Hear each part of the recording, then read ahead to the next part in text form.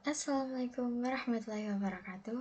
Halo semuanya, perkenalkan saya Dita Rodatunisa dari kelas Perbankan Syariah C24.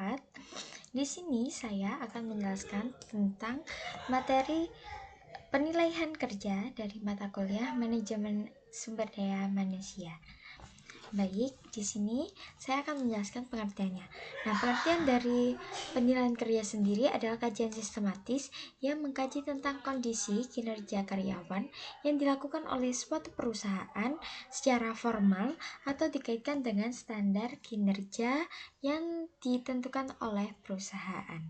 Nah, di dalam penilaian kerja ini terdapat beberapa proses periode evaluasi. Yang pertama adalah mid-year atau mid-year ini bisa dijelaskan bahwa penilaian kerja dilakukan di awal tahun seperti bulan Januari sampai bulan Juli sampai pertengahan tahun.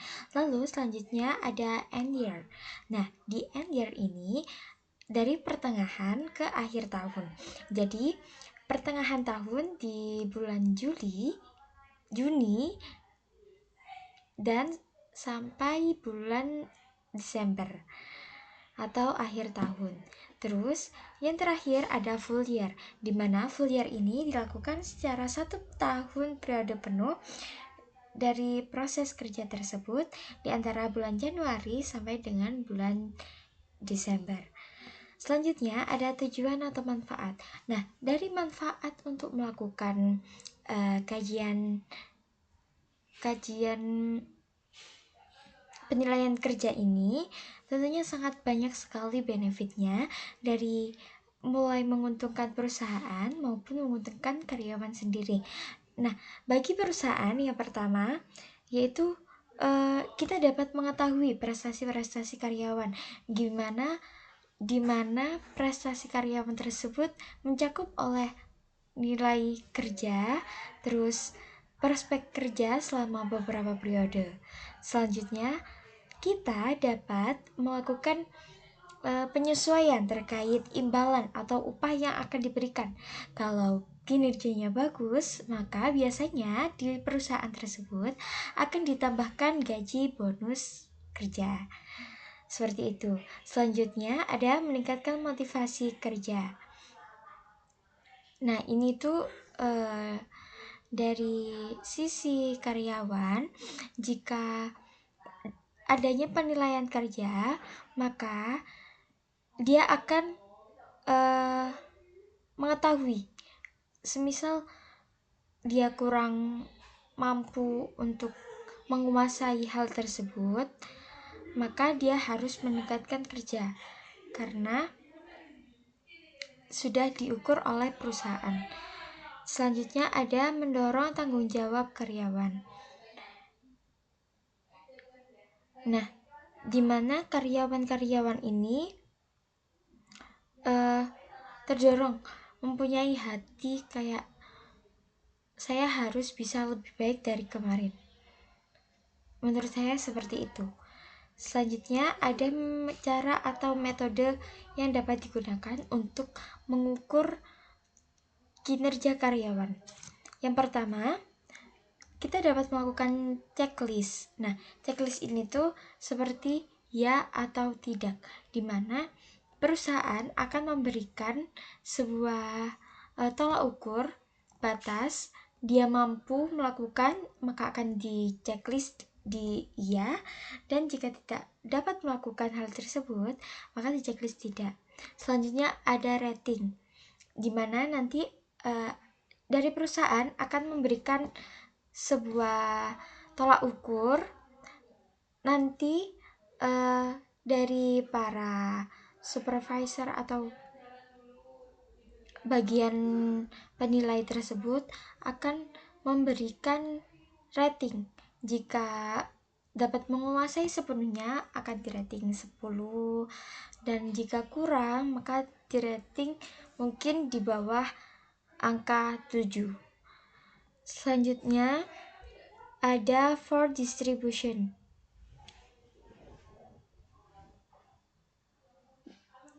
Nah, selanjutnya ada critical incident atau studi kasus, di mana studi kasus kita akan memberikan secara langsung gambaran-gambaran seperti kejadian-kejadian, bagaimana karyawan tersebut memecahkan critical thinking, seperti itu. Nah, yang sebenarnya ada banyak sekali, tetapi rata-rata yang digunakan ini.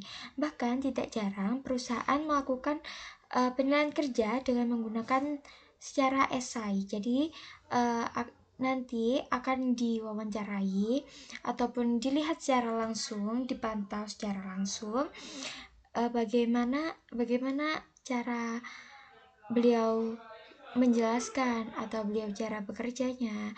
Nanti dideskripsikan menggunakan esai. Jadi kayak lebih spesifik.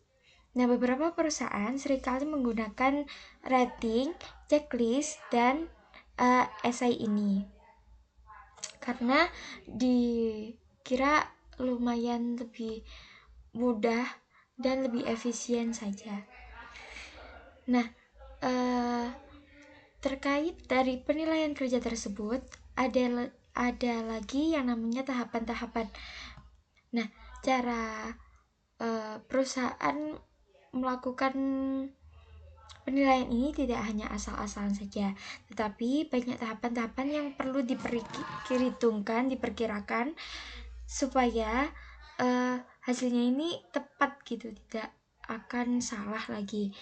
Seperti yang pertama, menentukan penilaian kerja. Nah, dari perusahaan akan menentukan standar dari penilaian kerja tersebut, seperti harus disiplin, harus tepat waktu, harus bisa mengerjakan ini, bisa mengerjakan itu. Nah, terkait banyak juga bagian-bagian perusahaan yang sekiranya berbeda-beda dari setiap karyawan, maka standar penilaian kerjanya juga berbeda. Seperti bagian manajer tentu berbeda dengan bagian karyawan bawahnya. Selanjutnya ada menginfokan standar. Nah, terkait dengan standar yang sudah dibuat oleh karyawan tadi, tentunya kita harus menginformasikan kepada karyawan supaya mereka mengetahui, supaya mereka bisa mengira-ngira apakah dirinya ini sudah cukup atau belum untuk memenuhi standar yang sudah ditetapkan oleh suatu perusahaan. Dimana kalau misalkan belum, dia bisa mengevaluasi dirinya sendiri sebelum penilaian kerja dilakukan agar hasilnya nanti tetap memuaskan dan tidak akan mendapatkan sanksi atau SP. Selanjutnya, mengukur penilaian karyawan. Nah, biasanya di perusahaan akan mempunyai bagian-bagian khusus, tim khusus untuk menilai karyawan. Jika di perusahaan-perusahaan kecil, umumnya bos akan langsung turun tangan. Begitu. Dan selanjutnya ada membandingkan kinerja aktual dan standar kerja. Kinerja.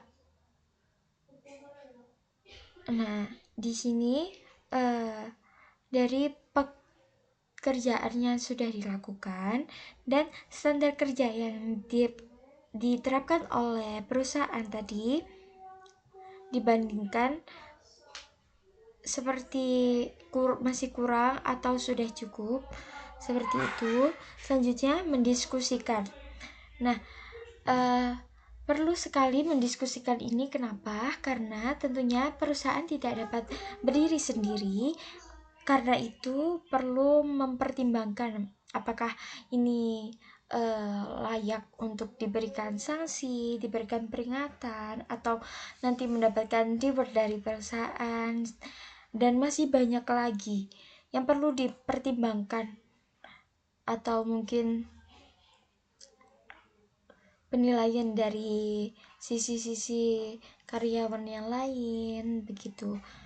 Selanjutnya, jikalau seperti yang saya katakan tadi, jika seorang karyawan ini belum bisa memenuhi target yang sudah diterapkan oleh para perusahaan, maka dari itu perlu sekali untuk memberikan sanksi atau SP. Pada umumnya, surat peringatan ini di perusahaan itu diperkirakan 3 kali. Nah, setelah 3 kali maka akan dipanggil dan didiskusikan apakah dia ini layak diteruskan menjadi karyawan atau harus diberhentikan. Seperti itu. Ataupun jika para karyawan ini memenuhi standar kerja atau bahkan melebihi dari standar kerja, maka biasanya akan ditingkatkan porsi kursinya dari yang mulai karyawan 1 ke karyawan 2 ke tingkatan yang lebih tinggi, bahkan bisa jadi menjadi supervisor dari perusahaan tersebut. Maka dari itu penting sekali untuk meningkatkan penilaian kerja ini. Dan bagi perusahaan juga perlu sekali untuk dilakukan penilaian kerja ini secara berkala untuk selalu memastikan bahwa karyawan-karyawannya itu bekerja dengan sesuai job desk-nya atau bekerja dengan baik. Baik, itulah cukup singkat penjelasan yang dapat saya sampaikan. Apabila ada salah kata, saya mohon maaf yang sebesar-besarnya. Dan juga barangkali ada penjelasan yang kurang jelas atau masih ada kesalahannya, saya mohon maaf. Cukup sekian saya akhiri, sampai jumpa di next video. Assalamualaikum warahmatullahi wabarakatuh.